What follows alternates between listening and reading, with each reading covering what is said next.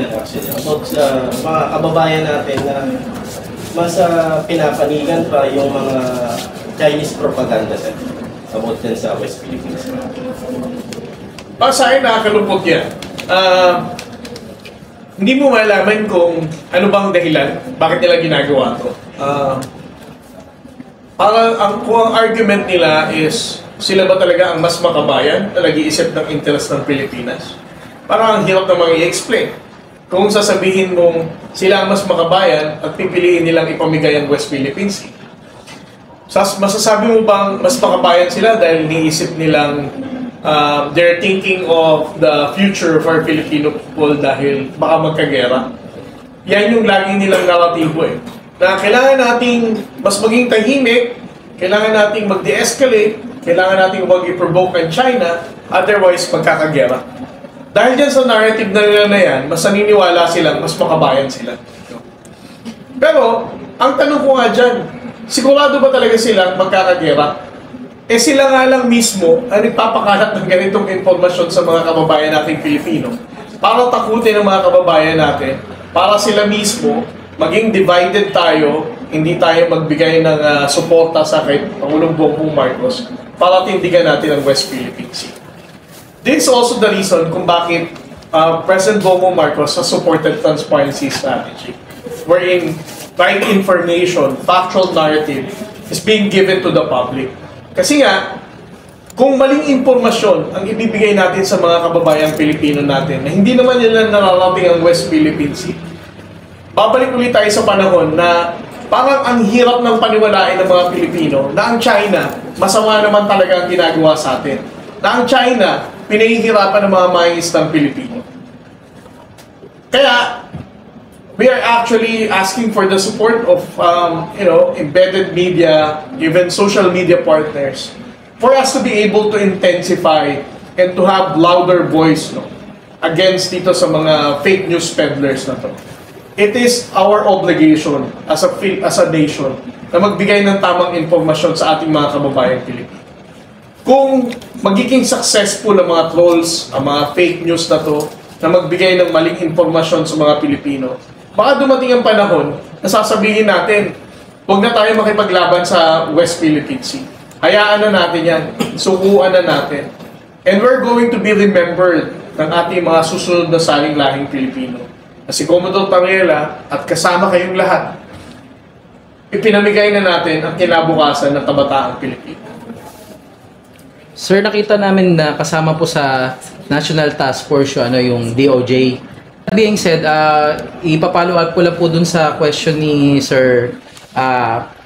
Kung sakasakali po, maiinganyo po ba kayo na pwedeng halimbawa, dahil sinabi nyo na rin po, may mga fake news peddlers talaga, especially with the Chinese propaganda. Maiinganyo din po ba kayo kung nasa inyo po yung kapangyarihan na itong mga news peddlers na to papanagutin? Well, napaka-tricky ng tanong na yan. Ang ating gobyerno, we always need to look at President Bongbong Marcos. Para sa akin, mas matitindi ang pambabati ko sa kanya ng mga trolls na to, ng mga fake news peddlers na to, at mas personal. And yet, our President has decided to be silent about it, ignore them, dahil naniniwala siya na it's just their freedom of speech. Pero, para sa akin, kung ang usapin natin dito is national security and the national interest of the Philippines, regarding our fight for the West Philippines, dapat talaga nating panagutin yung mga fake news na yan. Kaya nga sabi ko one time, I think you saw my Twitter post, na sinasabi ko, ang mga fake news peddlers, ang mga nagpapakalat ng disinformation na to, kung malakas talaga ang loob nila, at kung feeling talaga nila, tama ang ipinaglalaban nila sa West Philippine Sea, I would challenge them. Pumunta sila ng Senado sa Senate hearing ng pag-uusapan ng fake news at disinformation. They have to say and state whatever lies that they are believing under oath dito sa Senado or even sa Congress. And from there, makikita natin kung kayo ba talaga tinitindigan nyo yung paniniwala nyo na yan dahil makabayan kayo or ginagawa nyo yan dahil bayaran kayo. Lalo na dumarami po ang nagka-interest na sumali or mag-apply sa Coast Guard ngayon dahil parati kami dumadaan eh. So marami kami nakikita nag-a-apply na po ngayon at nagka-interest po. Sa akin na lang. Opo, mensahe na lang po. Ang usual na tanong ng mga kabataang Pilipino at ng mga kababayan natin, ano ang magagawa nila para sa West Philippine Sea? Una sa lahat, no, ipa-flag ko lang, meron tayong takbo para sa West Philippine Sea. So, kung ikaw ay kabataan na libre ka naman sa July 7 at ikaw ay healthy-healthyhan, pwede kang mag-signify and then you join this advocacy run na inorganize ni Ram Rio, ni Coach Rio. This will be held here in Manila, also in Visayas and Mindanao. This is a trilogy run. Ang advocacy nito ay palawakin ang impormasyon sa West Philippine Sea and of course to combat disinformation. Secondly, to talk about disinformation.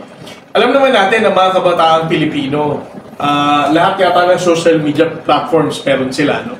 So, at the comfort of your homes, kung tingin nyo hindi pa kayo handang mag-join ng Armed Forces of the Philippines or ng Philippine Coast Guard or hindi pa kayo handang tumakbo para sa West Philippine Sea, habang nagpi-Facebook kayo or nag-X or nag-Instagram, alam naman nating lahat na dadaan sa news feed nyo itong mga trolls na to, mga fake news information na to.